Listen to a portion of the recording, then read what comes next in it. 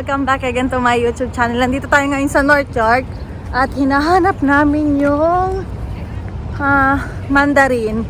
Kasi birthday ngayon ng anak ni Ate Roxanne. First birthday. Nasaan? Nakapunta na ako dito sa Mandarin last year.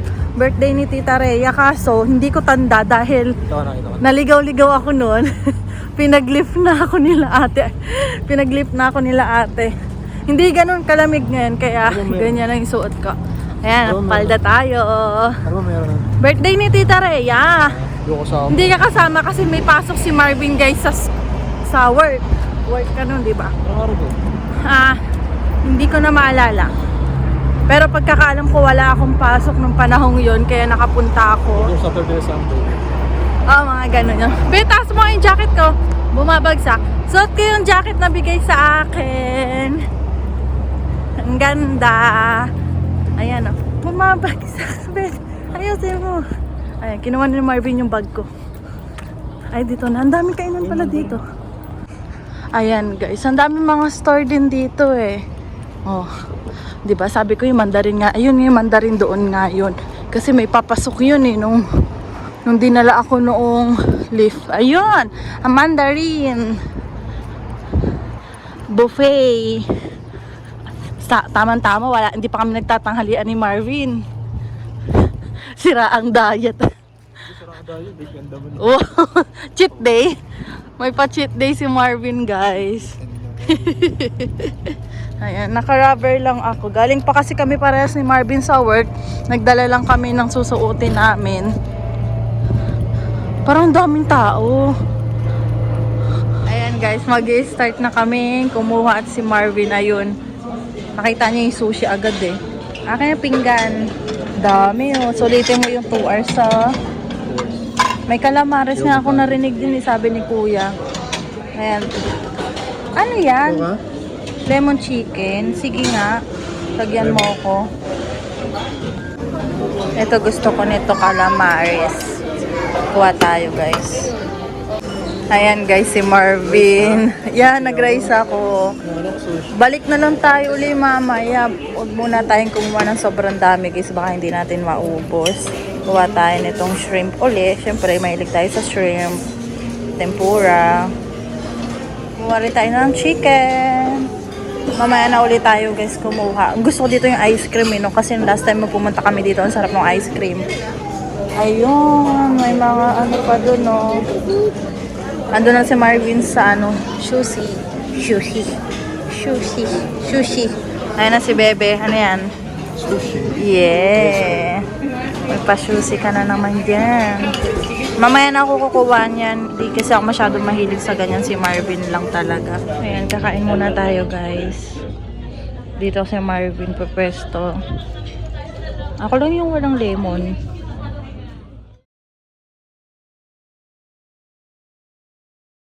Cute ng cake. Ang cute ng cake, Bebe.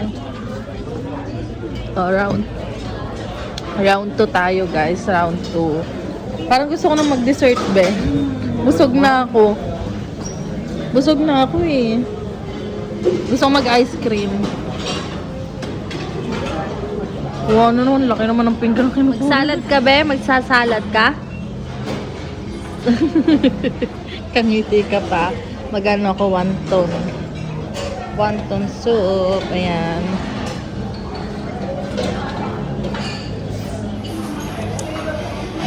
Tatlong piraso lang. Tapos sabaw. Ano yan? Salmon? Busog na ako. Ang dami na kasi nung laman nung aking pinggan kanina eh. Konti lang yung rice ko, Bebe. Gusto ko niyan. Isa pa. Konti pa. Yan, tama na. Yan, thank you so much. Saan ko ilalagay yung pancake? At chocolate yung akin. Yeah, tigisa tayo.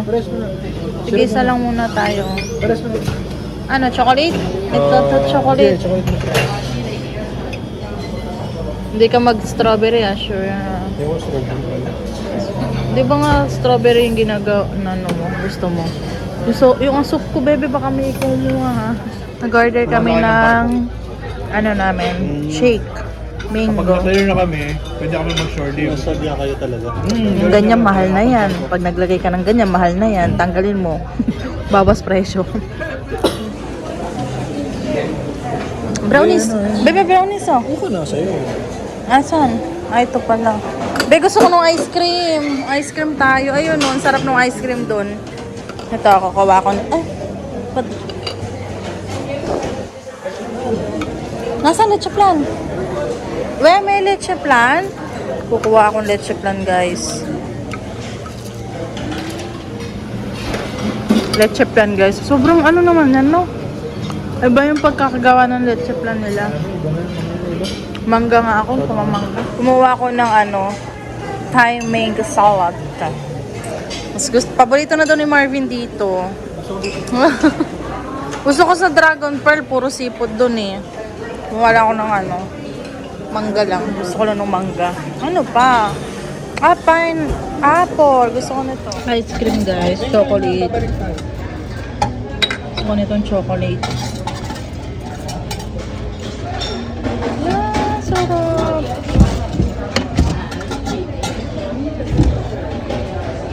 Dessert na tayo, no? Tinan mo to si Marvin, nung daming kinakain. Cheat day. Cheat day. Puro Mama Aida, oh. Tingnan niyo yung kinakain. Wow. Defensive. Wow, defensive. Pang ilang plato mo na yan? 5 na. Birthday to you.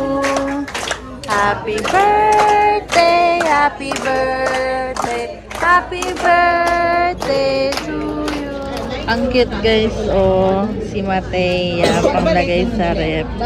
Ang cute talaga ni Matea. Super cute. Uwian na, guys. Tapos na yung 2 hours namin dito. Meron atang kasunod na agad at nag-aayos na sila agad eh. May kasunod siguro dito. Kasi nag-aayos na sila, oh. Bibilis nila, guys, oh. Ayan na. Magpapalit na ata sila eh. Bit-bit ni Marvin yung yung cake. Si Marvin gigil na gigil. Sabi, Be, kunin mo yung lobo. Be, kunin mo yung lobo. Magtatanggal pa lang ata or iyan pa rin yung kanila. Hanggang mamayang gabi. Okay. Busog na busog pa ako. Daming tao, oh. Puno din sa loob, oh. Pero parang hindi naman event yung sa loob. Guys, uwian na. Time check. Anong oras na, bebe? 7:36 at merong pang araw. Ayan, nakikita nyo naman yung sikat ng araw natin diyan. Tayo ay maghahabol muna ng bus dahil padating na din yung bus na sasakyan namin. Hindi pa sila Ayan. kotse. Ano? Kasi wala tayong Uber eh. Sa isang cell. Ang layo, hindi eh. Baka mahal din. Mahal din yung Uber kasi, guys, kasi yung mga iba namin kasama, may mga sasakyan, sila ate Roxanne, sila ate Ate Cheska, nag-Uber sila papunta Mississauga. Eh kami naman, meron naman kami app ng Uber pero nasa isang cellphone ni Marvin, hindi namin dala. Tsaka ang mahal din ng Uber. Hindi naman kami nagmamadali ni Marvin sa pag-uwi dahil wala naman kaming masyadong aasikasuhin. Wala naman lalaban, naglaban na. Ayan, ito pala suot namin, lalaban namin, guys. Tapos magtitiklop kami ni Marvin at magmamap ako, magbabakim si Marvin. Magmamap ako, be, ang dumi na nung sahig. Ang dumi na kasi nung sahig natin, guys. Kailangan lang maglinis. Siyempre, kailangan natin i-maintain yung linis ng sahig kasi pag tumagal, ang hirap ng linisan yan. Baka magalit pa sa atin sila tita pag hindi matanggal yung dumi. Eto, may bit-bit ako dito na souvenir din. Hindi ganun kalamig. Tingnan nyo, nakapalda pa ako. May lamig ng konti pero hindi siya masakit sa balat dahil walang hangin, be. Yung hangin lang naman kasi talaga eh. Ayan, busog na busog kami, guys. Kaya hindi kami talaga pwede sa buffet kasi hindi namin masusulit. Ang bilis naming mabusog. Sayang. 2 hours yun. Ayan, nandito na yung bus kaya mamaya ako mag-update sa inyo, guys. Time check, guys. 8:52, nandito na kami sa Warden. Ang dilim na. Medyo inaantok na kami parehas ni Marvin. Ayun lang ang problema kapag maagap yung pasok ni Marvin. Nagigising din ako, tas ang hirap ng makatulog. Mag-alarm siya ng 3. Oo. 3:15 na. 3:15, gising na rin ako. Tapos nakakatulog na ako mga alas 7. Iidlip lang ako ng konti, tapos gigising na uli ako kasi may work din ako. Diyos ko, tay. Pero ano naman, kapag nagka full time na si Marvin, okay na yung ano namin, hindi na siya magkakaroon ng super aga na pasok na gano'n. Magbabiyahe siya ng super layo, di ba? Konting tiis na lang. Guys, sasabayin na kami. Nanonood kami ng K-drama habang nagtitiklop. Ayun yung mga tinitiklop namin. Dahil nag-laundry kami kahapon, ngayon lang namin natiklop. Pagka-uwi namin galing sa birthday yan. Guys, bali tapos na kami magtiklop ni Marvin. Tapos antok na din si Marvin dahil 11:12 na. Ilang oras na siyang gising mula alas 3 kanina. Ako nga, mamaga na rin. Itutulog na rin ako kasi tapos na magligpit. Si Marvin na lang maglalagay nitong mga damit namin dun sa cabinet bukas. Kasi 12 pa naman yung pasok niya. Kaso, puro exam na siya ngayong week na to. Dahil hanggang Wednesday na lang yung pasok niya, guys. So, ayun. Diba, naputol yung kwentuhan natin kanina dahil ngayon ang gaganda nga nung mga nababasa namin, binabasa ni Marvin, hindi pa lang ako makapag-reply kasi galing ako sa work, tapos after ng work, galing kami dun sa birthday, tapos pag uwi namin, nagtiklop kami, naglo-laundry pa rin ako hanggang ngayon, nakahikaw pa nga ako. Tapos ayun, natutuwa si Marvin sa mga kasi puro positive, tapos may iba na nagre-reply dun sa ibang comment. Kasi may mga nagko-comment na 90% daw na hide si Marvin dahil nag-tour na nga daw sa ano nga po ang nangyari nga pagkadating po ni Marvin dun sa company, pagkamit niya na dun sa supervisor sa electrical department, tinur na daw agad siya, diretsong tour na. Tapos ayun nga, 'di ba nga sinabi pa nga na ang ganda daw ng resume ni Marvin. Ayaw kasi i-share ni Marvin sa inyo, guys, kung ano yung ibang mga pinag-usapan nila. Pero yung mga based sa kwento niya sa akin, puro positive talaga yung mga feedback sa kanya ng manager pati nung supervisor. Kaya ayun.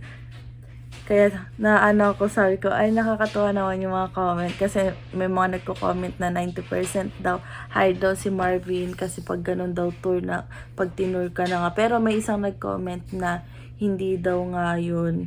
Walang kasiguraduhan daw dun na porket ni tour ka, ay tanggap ka na daw sa trabaho. Pero syempre, kailangan natin maging positive sa mga ganyang bagay. Diba? Huwag kayong mag-alala. Bibigyan naman kayo namin ng magandang balita dyan. Kasi inaano pa namin, syempre kailangan sigurado muna bago namin i-share sa inyo yung dapat may mapakita muna kami sa inyo na meron na siyang napirmahang kontrata para sigurado. Sa ngayon kasi wala pa, kaya hindi pa namin maano sa inyo kung ano ba talaga yung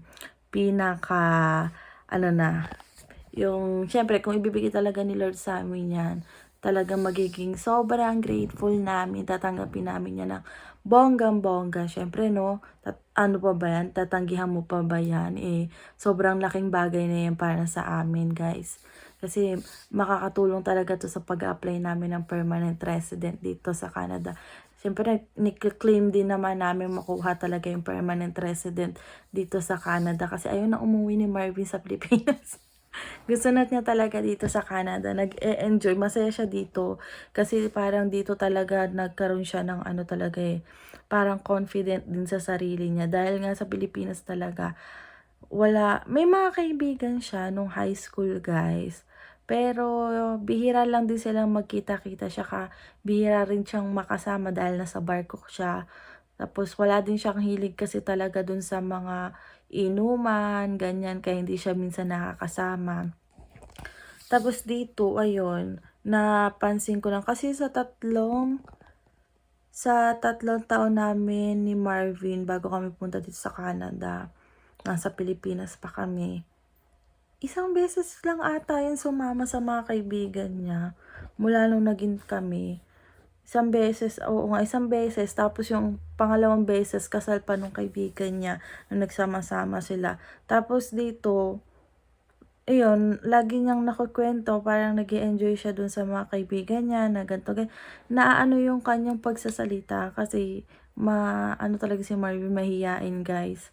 Halata naman sa ano, kasi, 'di ba, may mga kaya nag-stop din si Marvin, 'di ba pinagba-vlog ko siya, nag-stop din siya kasi na ano siya, may mga comment kasi na ang boring daw ni Marvin magsalita, ganito, ganyan. Inaano ko, "Hayaan mo lang, okey lang 'yan be." Kasi siyempre nagsisimula ka pa lang naman, hindi ka naman talaga sanay sa ganyan, pinupush ko lang talaga siya na mag-vlog ng kanya. Eh, wala talaga sa ano niya dahil nga mahiyain talaga si Marvin. Pero at least guys, ang laki na ng pinagbago ni Marvin mula nung pumunta kami dito sa Canada. Kasi nakikipagbiruan na talaga siya. Alam niyo nung mula dumating kami dito sa Canada, mas madami na siya nakukuwento sa akin kaysa nung nasa Pilipinas siya. Oo, kaya natutuwa talaga ako. Ang laki ng ano, na-improve kay Marvin mula nung nag-Canada kami. Kaya super happy ako talaga na nakapunta kami dito sa Canada. Siyempre, inano ko rin kasi dati si Marvin, magsama ka sa mga kaibigan mo, ganyan, ganyan. Kaso wala talaga. Dito lang talaga. Tas dito nga, dami namin nakilala. Yun nga, nagkaroon kami ng mga ate, kuya, tito, tita, ganyan. Tapos yun, kaya parang nagkaroon na kami talaga ng family dito. Kaya hindi naman sobrang homesick talaga kasi kapag minsan may mapupuntahan kami para makipagkwentuhan, ganyan, 'di ba? Nagse-share kami kung ano yung mga magagandang bagay na nangyari sa amin. 'Di ba? Tapos nag-a-advise sila kung anong mga pwede namin gawin na ganito, ganyan, na makakatulong sa inyo, na dapat ganito, ganyan, 'di ba? Natututo kami. Tapos ayun, tapos yung mga nakikilala namin na ano talaga ako sa kanila. Parang parang iniidolo ko sila dahil yung mga nakilala namin dito, hindi sila nagdo-double job. Hindi sila tulad ng mga iba na kailangan nilang humataw ng bonggang-bongga, 'di ba? Kasi lahat sila ano talaga, may magandang work talaga sila dito. Yung parang hindi sila nakontento na ganito lang yung sahod nila. Siyempre may pamilya sila, kailangan ano, mag-upgrade talaga sila kasi siyempre kung makontento ka kasi minsan pag sobrang ay okay na yan, paycheck to paycheck, kontento na ako ng ganito, wala ako naipon, basta bayad lahat. Ang hirap kasi nung ganun, hindi ka na makapag-enjoy. Kaya ayun, kaya inano din namin ni Marvin na once na dumating na talaga yung time na para sa amin talaga, na ayun, ayaw kasi talaga, ngayon kasi tinitiis ko pa talaga guys na mag-work talaga, mag-double job talaga. Kasi ano, kailangan pa kasi talaga namin ni Marvin. Pero pinangako ko yun sa sarili ko na hindi ako aabot na 27 ako. Kasi 25 ako eh. 27 hindi na ako magdo-double job. Sabi kong gano'n. Once na nagkaroon ako ng pamilya, yung anak, karoon na kami ng anak ni Marvin, hindi ako magdo-double job. Dapat bago dumating yung gantong edad, meron na akong magandang trabaho. Yung talagang nababayaran yung bills nga namin, tapos may naiipon pa kami pag dumating din sa point na may emergency, meron kaming pera. Ganyan. Kasi, basta guys, na iniidolo din namin yung Marian sila Ate Noel eh. Kasi parang sa kanilang mag-asawa, parang may goal sila ngayong taon kung magkano yung dapat may ipon nila. Tapos, yun, after ng ilang years, parang ano na sila, ang ganda na din, hindi na sila yung, basta sinabi niya ate na nakaluwag na daw sila kasi syempre, ganun din yung mindset ni Marvin na inaano niya na sa ngayon tiis muna tayo, mag-ipon muna tayo. After ilang years natin pagtitiis, magaan na sa pakiramdam kasi syempre, hindi ka lang basta mag-iipon eh. Dapat marunong ka din pagdating sa mga investment. Kasi yan talaga, since nang nagkakilala kami ni Marvin guys, iyon ang mga pinag-aaralan niya. Kasi sabi niya sa akin, hindi tayo yayaman nang basta lang nagtatrabaho. Hindi lalaki yung pera natin ng trabaho lang, sa trabaho lang. Dapat matuto rin tayo sa mga gantong bagay, nakikita rin tayo. Mga investing, business, yan. Syempre, di ba? Tapos yan, kasi inano ni Marvin na gusto niya gantong edad, sana makapag-retire na ako dahil syempre gusto kong makapag-focus sa family talaga, yung mga ganyan. Pero syempre, hindi pa rin natin alam kung mangyayari yun kasi nasa asa amin naman talaga yun kung gugustuhin namin na mangyari yun. Pero kung basta ano lang, nagpaplano lang kami tas hindi naman namin gagawin, walang mangyayari, 'di ba? Basta dadating din yan. Siyempre, samahan mo ng pagdadasal tapos yung samahan mo ng gawa. Hindi lang yung ano lang, sinasalita mo lang ng sinasalita. Kaya ngayon, habang bata pa kami, dapat nasisimulan na namin yung gusto namin mangyari sa future. 'Di ba? Tapos, syempre, kailangan natin lagi maging positive.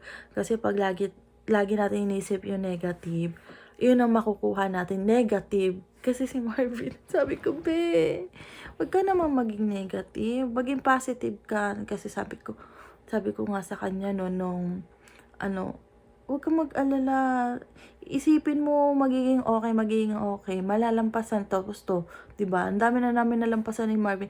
Pero syempre, para sa amin, mga bago pa lang, wala pa talaga to yung talagang pinakapagsubok namin dito sa Canada. Parang starting pa lang talaga to sa amin. Syempre, dadating pa din dyan yung maging permanent resident kami. Syempre, pag naging permanent resident kami, magbabalak din kami pagkuha ng bahay. Kasi yung mga na kukwento nila sa amin, matatagal na dito. Yung struggle daw talaga ng dito, pag kumuha ka na ng bahay, mahihirapan ka na rin mag-budget. Kasi syempre, pag kumuha ka daw ng bahay, madami ka nang babayaran. Meron ka nang babayaran ng insurance sa bahay, tubig, kuryente, mga maintenance daw, mga ganun daw. Kaya sabi sa akin nila tito, dito yung may-ari na, bago ko yung kumuha ng bahay, gawin nyo muna yung mga iba yung gustong mga gawin. Kasi once na dumating na yung bahay, ano na yung mga budget ninyo. Kasi syempre, pinakamalaking babayaran mo talaga yung mortgage daw. Tapos ilang taon mo pa babayaran. Tapos syempre, nasabi rin sa amin nila, Ate Giselle, na huwag kaming kukuha ng sabay-sabay. Na kukuha kami ng bahay, tapos sasabayan pa namin ng bagong sasakyan. Talagang kami mahirapan ng bonggang-bongga doon. Kaya yun, inaano talaga namin ni Marvin kung paano yung pwede namin gawin na hindi kami sobrang mahirapan. Yung nakakaano naman, kahit pa paano, nakakagaan para sa amin, pero hindi yung naman, mahirapan kami ng bonggang-bongga. Kaya paunti-unti lang naman tayo.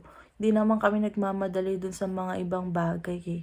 Kung ano lang yung kaya muna namin, di yun, makontento na lang muna kami.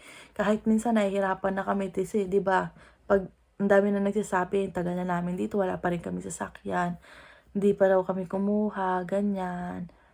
Syempre, sa ngayon kasi nahirapan pa rin talaga kami mag-budget kahit sabihin nyo, wala na kami iniisip na na tuition. Pag kumuha kami ng sasakyan, inaano pa namin na sobrang laki kasi agad ng mawawala sa amin. Syempre, December kasi yung last na bayad. So, may ilan buwan na kami, nakaipon na kami. Pag ginamit kasi agad namin yon, kung kumuha na agad kami, halimbawa January, kumuha agad kami. Diyos ko, day, magkano? Yung, siguro wala, ay naku, super liit pa nung aming ipon ngayon. Pero sa ngayon, medyo nakakaluwag-luwag na nga. Kaya sabi ni Marvin, once na nagkaroon siya ng full-time, magdadagdag na kami ng budget sa food namin. Dahil sabi niya, gusto naman daw niya na ma-experience namin makakain ng paminsan-minsan sa labas.